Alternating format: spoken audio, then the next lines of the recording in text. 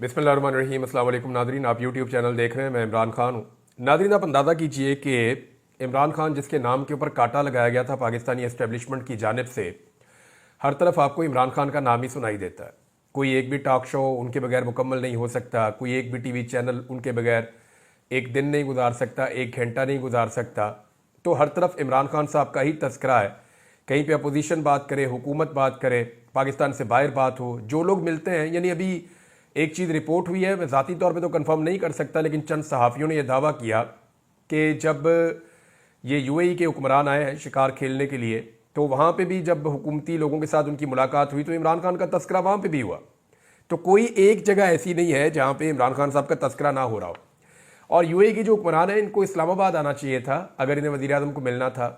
लेकिन आप ये देखें कि वो अपनी उस ज़मीन पर आए जो उनको लीज़ पे मिली हुई है, यानी वो अपनी ही रियासत में आए, उनकी अपनी प्रॉपर्टी है, वो उनको लीज पे मिली हुई है, वो वहीं पर आए और ये लोग उनको मिलने के लिए वहाँ गए, वो नहीं आए मिलने के लिए। तो ये एक फ़र्क भी आप जहन में अपने रखें। लेकिन चलें, अच्छी बात है कि कांटा जो लगाया जाता है एस्टेब्लिशमेंट की जानिब से, अवाम उसको मिटा देती है।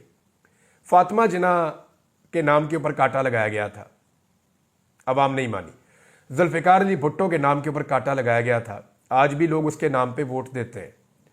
कोई वोट मांगे ना याया खान के नाम के ऊपर लित्तर पड़ेंगे, कोई परवेज मुशर्रफ के नाम के ऊपर वोट मांग के दिखाए, कोई किसी भी जर्नैल के नाम के ऊपर वोट मांगे, देखें लोग वोट कहाँ देंगे, लोग जुर्माना कर देंगे ऊपर से, और बाकियों को भी मना करेंगे वोट ना डालना। तो कांटा लगाने वाले जो है उनके ऊपर कुदरत ने हमेशा कांटा लगाया, बड़ा करके कांटा लगाया, और जिनके नामों के ऊपर कांटा लगाया गया कुदरत उनके नामों को जिंदा रखती है। आज इमरान खान साहब भी इसी सूरत हाल का सामना कर रहे हैं। कहा गया जी इमरान खान के नाम के ऊपर रेड लाइन लग गई है, क्रॉस लगा दिया गया है, कांटा लगा दिया गया है। लेकिन अब आप ये देखें कि इमरान खान के बगैर ना सिस्टम चल पा रहा है, ना निज़ाम चल पा रहा है। हालात कहाँ पहुँच गए हैं, मैं अभी आपके सामने एक डाटा रखूंगा, आप हैरान हो जाएंगे। और ये डाटा जो है वो सरकारी आदाद-ओ-शुमार है, मैं को अपने से ज़ाती तौर पर नहीं बना रहा हूँ, आपके सामने सारी चीज़ें मैं अभी रख दूंगा। लेकिन एक चीज़ आप ध्यान में रखें कि जो हुकूमत का और अपोजिशन के बीच में जो मुज़ाकरात चल रहे थे, जिसको हुकूमत चाहती है कि वो नाकाम हो जाए, सूरत हाल ये है ना कि एस्टेब्लिशमेंट जानती है बैरूनी दबाव बढ़ता जाएगा। उसकी वजह यह है कि अब जो बाइडन का हाथ एस्टेब्लिशमेंट के सर के ऊपर नहीं है, तो इमरान खान को जिस तरह विक्टिमाइज किया गया, जिस तरह उसके ऊपर जुल्म किया गया, वो अब मुस्तकबिल में नहीं किया जा सकेगा। तो जब ये सिलसिला रुकेगा तो फिर इमरान खान साहब को बाहर लाना पड़ेगा। एस्टेब्लिशमेंट ये बात जानती है, लेकिन वो मशरूत रिहाई चाहती है। एस्टेब्लिशमेंट की भी वो शराइत है ना, उन्होंने अपनी इज्जत भी बचानी है, अपना मामला भी बचाना है, अपनी नौकरियां भी उन्होंने महफूज करनी है।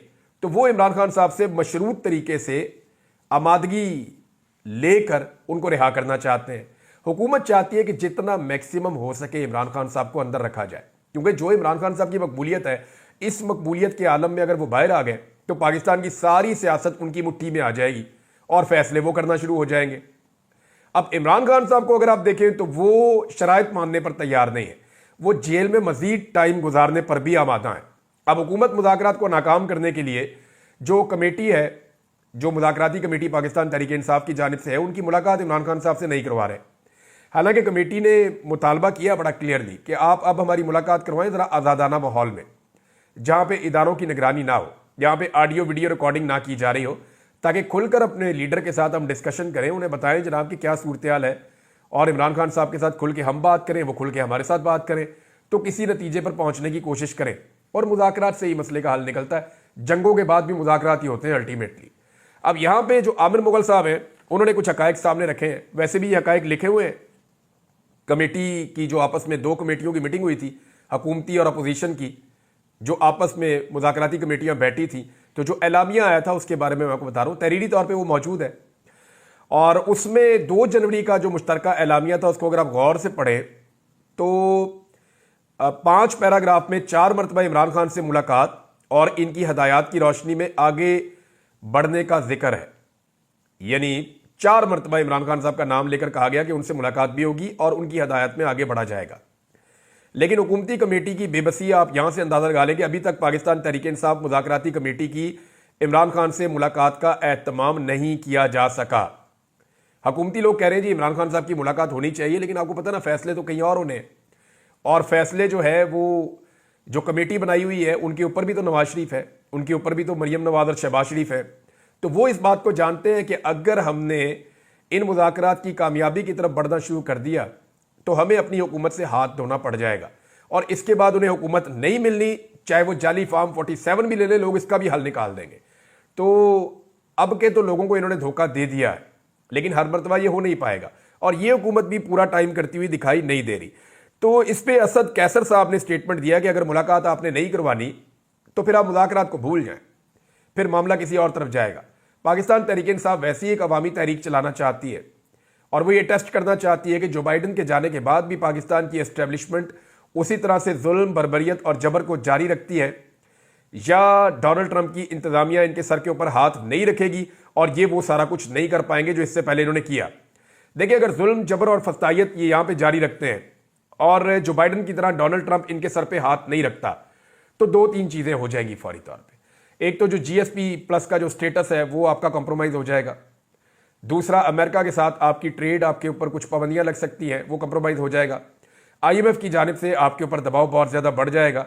तो ये चीजें पाकिस्तान की हुकूमत या एस्टेब्लिशमेंट इनको बर्दाश्त नहीं कर सकती। हुकूमत के तो चलो दिमाग में ये बात होती है ना कि कुछ भी करके हम रेड़ा लगा लें, कुछ भी करके हम घसीट लें इस सिस्टम को, हम आगे बढ़ जाएं। और जो एस्टेब्लिशमेंट है उसको इस बात का आइडिया होता है कि भाई इन्होंने तो सियासत करनी है और इनके ऊपर तो केसेस बने हुए हैं।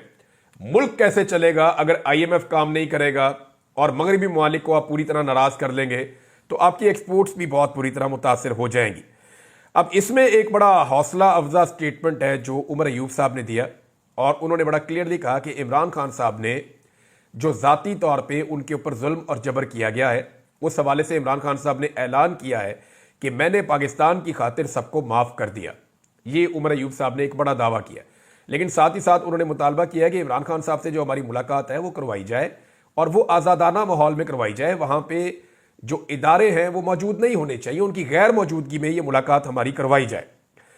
अब इमरान खान साहब की जानिब से आम माफी का जो ऐलान है वो उनके जाती मामलात के हवाले से है, जैसे उनके ऊपर कीचड़ उछाला गया, उनके ऊपर झूठे मुकदमात बनाए गए, जेल के अंदर उनको सताया गया, उन्हें तंग किया गया, उन्हें एक छोटे से सेल के अंदर बंद कर दिया गया, बाहर आने से मना कर दिया गया, कभी लाइट बंद कर दी गई, कभी सर्दी के अंदर उनको छोड़ दिया गया। अभी भी जो उनकी बहन है उन्होंने 3 बड़ी शिकायतें की हैं।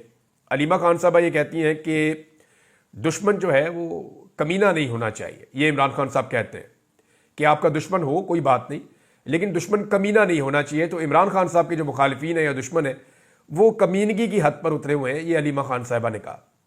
क्योंकि 3 ऐसे मुतालबात हैं जो इमरान खान साहब बार बार कहते हैं और ये बुनियादी ज़रूरत की चीज़ें हैं, इमरान खान साहब की बात नहीं मानी जाती। नंबर 1, इमरान खान साहब का जो ज़ाती मुआलिज है उन तक इमरान खान साहब को एक्सेस नहीं दी जाती। बार बार उनकी फैमिली कोशिश करती है, उनकी जानिब से ये कहा जाता है, लेकिन ज़ाती मुआलिज को इमरान खान साहब तक रसाई नहीं दी जाती। नंबर 2, इमरान खान साहब की उनके बच्चों से बात नहीं करवाई जाती। जमाइमा ने कुछ अर्सा पहले कहा था कि उनके बच्चे डिस्टर्ब हैं इस वजह से कि उनके वालिद को बेगुनाह जेल में डाला गया।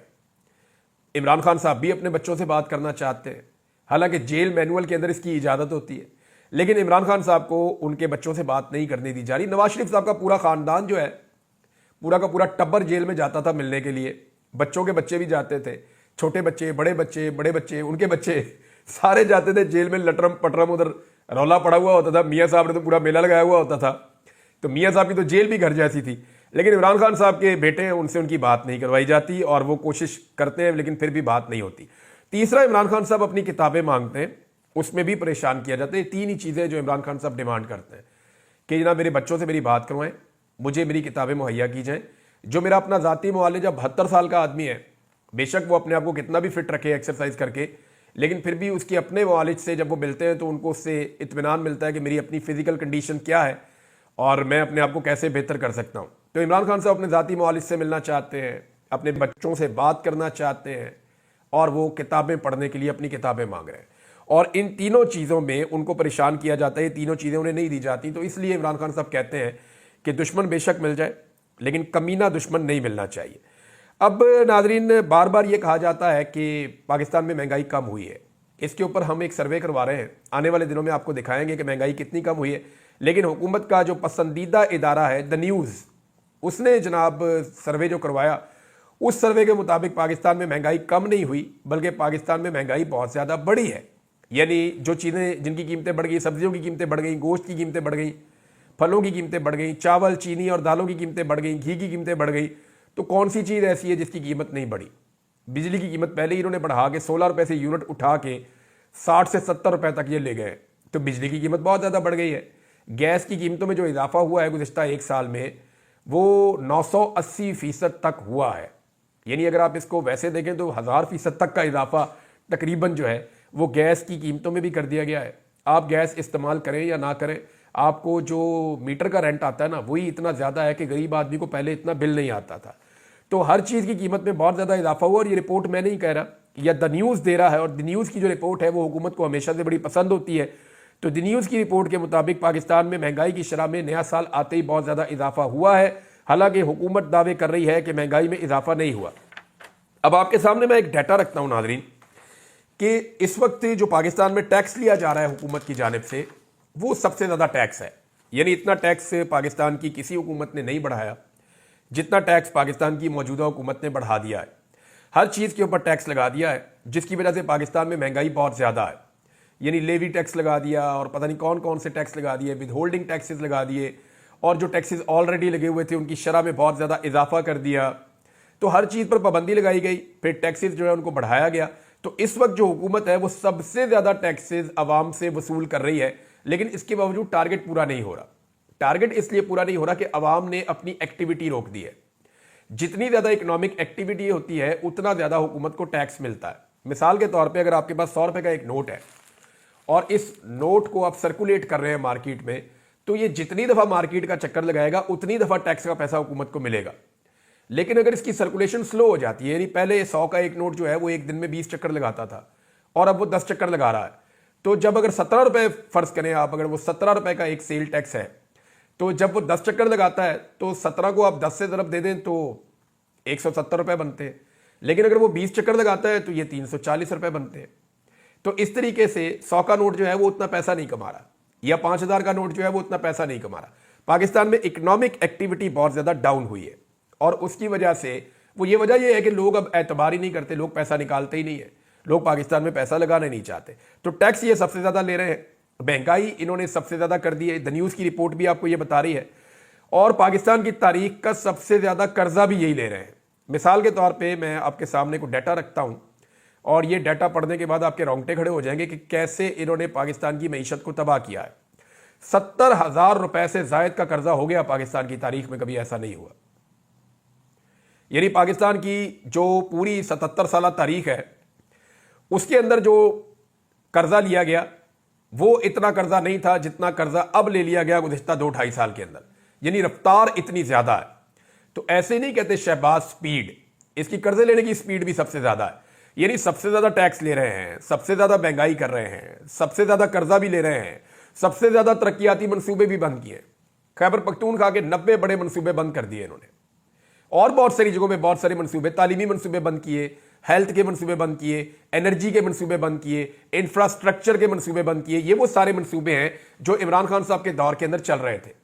नंबर 1 सबसे ज्यादा टैक्स लिया, नंबर 2 सबसे ज्यादा महंगाई की, नंबर 3 सबसे ज्यादा कर्जा भी लिया। इतना पैसा इकट्ठा करने के बावजूद तरक्याती मंसूबे भी बंद कर दिए। तो पैसा जा कहां रहा है? क्या इस सवाल का कोई जवाब देगा? ज़र मुबादला के ज़खायर भी नहीं बढ़ रहे, या तो पैसा वहां जमा हो रहा हो कि जनाब पाकिस्तान के ज़र मुबादला के ज़खायर बहुत ज़्यादा बढ़ रहे हैं। अभी जितने इमरान खान साहब छोड़कर गए थे आज से 2.5 साल पहले, उसके करीब भी ये नहीं पहुंचे, 2.25 साल हो गए। इमरान खान साहब जितने ज़र मुबादला के ज़खायर छोड़ के गए थे, ये हुकूमत उसके करीब भी नहीं फटकी। तो ये सारा पैसा जा कहां रहा है, इसका जवाब कोई नहीं दे रहा। इदारे भी ये बेच रहे हैं, पाकिस्तान के सोने और तांबे के ज़खायर भी ये ओने पोने बेच रहे हैं। तो जब इतना सारा पैसा पूरी दुनिया से ये इकट्ठा करने का कह रहे हैं, इतना सारा कर्जा इन्होंने ले लिया, तो ये कर्जा और ये पैसा ये जा कहां रहा है, इसके बारे में कोई इंफॉर्मेशन नहीं मिल रही। अब इसमें जो है वो अद्वियात की कीमतें गुज़िश्ता 1 साल में कुछ 200% से ज्यादा बढ़ गई है पाकिस्तान में। बेरोजगारी पाकिस्तान में बढ़ गई है, नौजवान जो है मुल्क छोड़ छोड़ कर जा रहे हैं।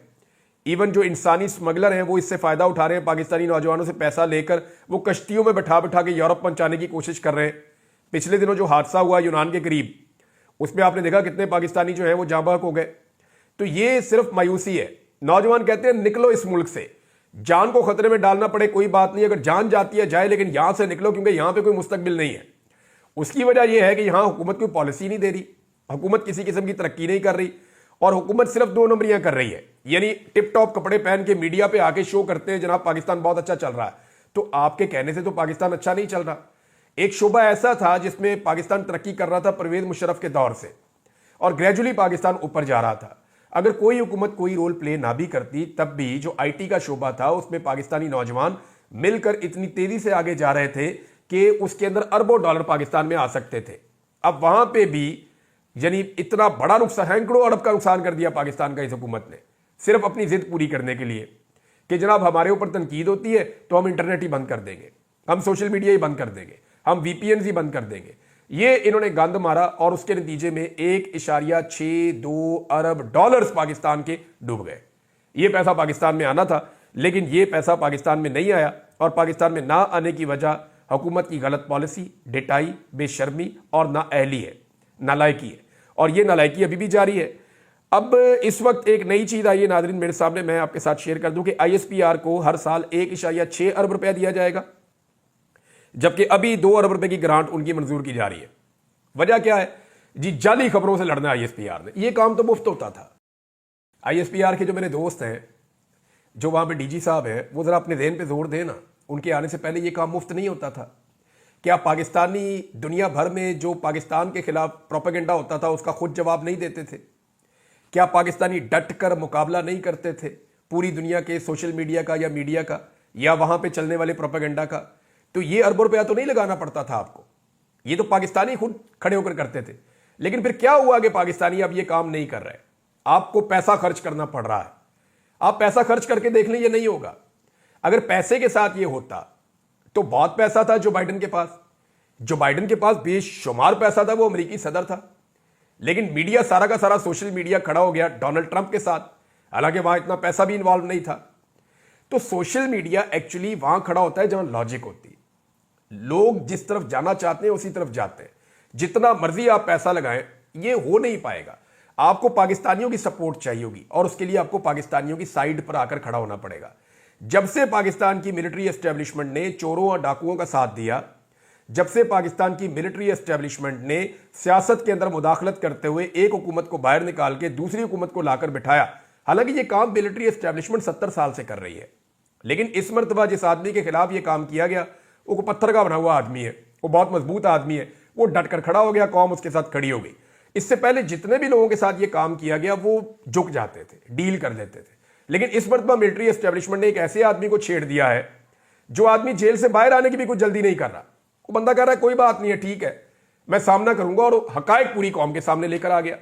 अब इस वक्त पाकिस्तान की मिलिट्री एस्टेब्लिशमेंट को वो सपोर्ट पब्लिक से नहीं मिल रही जो पहले मिलती थी, तो आईएसपीआर को अब अरबों रुपया खर्च करना पड़ेगा, जो काम पहले मुफ्त में होता था। और मैं आपको एक बात बता दूं कि अरबों रुपया खर्च करके भी ये काम नहीं होगा। अल्टीमेटली पाकिस्तान के इदारों को पाकिस्तान की आवाम की बात माननी पड़ेगी, अपनी आवाम के सामने सरेंडर करना पड़ेगा, अपनी आवाम के मुताबिक अपनी पॉलिसीज बनानी पड़ेंगी, तब आवाम की सपोर्ट उनको वापस मिल जाएगी, और फिर 1 रुपया भी नहीं लगेगा, काम खुद ही होना शुरू हो जाएगा। नाज़रीन, फौजी अदालतों के हवाले से जो आईनी बेंच है वहां पे समाअत हुई है। मेरे 2 बड़े बुनियादी सवालात हैं। एक ये है कि आईनी बेंच ने ही कहा था ना कि फैसले सुना दें फौजी अदालतें, और फौजी अदालतों ने जब फैसले सुनाए तो यही कहकर सुनाए ना कि जी हमें अदालत ने इजाज़त दी है तो हम ये फैसले सुना रहे हैं। तो क्या आईनी बेंच की ये जिम्मेदारी नहीं है कि वो 2 चीज़ें करे? यानी आज हफीजुल्लाह नियाज़ी साहब ने भी कहा और बाकी लोग भी ये शिकवा कर रहे हैं कि जेल के अंदर भी वो जो कैदी जब पहुंचे हैं तो उनके साथ सलूक आम कैदियों वाला नहीं किया जा रहा, उनके ऊपर बहुत कड़ी निगरानी और बड़ी सख्ती उनके ऊपर की जा रही है। तो एक तो बड़ा ये प्रॉब्लम है, ताकि उनसे माफ़ी मंगवाई जाए, वो माफ़ी मांग नहीं रहे, रहम की अपील कर नहीं रहे। और दूसरा उन्होंने कहा जी हमें फैसलों की कॉपियां तो दें।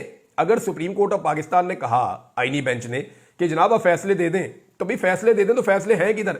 कम से कम आईनी बेंच की ये रिस्पॉन्सिबिलिटी तो है कि फौजी अदालतों को कहें जी इनकी फैसलों की कॉपियां दें ताकि ये अपीलों के अंदर जाएं, और फिर इस बात को भी तय करें कि फौजी अदालत में सिविलियन का ट्रायल हो सकता है या नहीं हो सकता। ये वैसे होना नहीं चाहिए और ये हो भी नहीं सकता।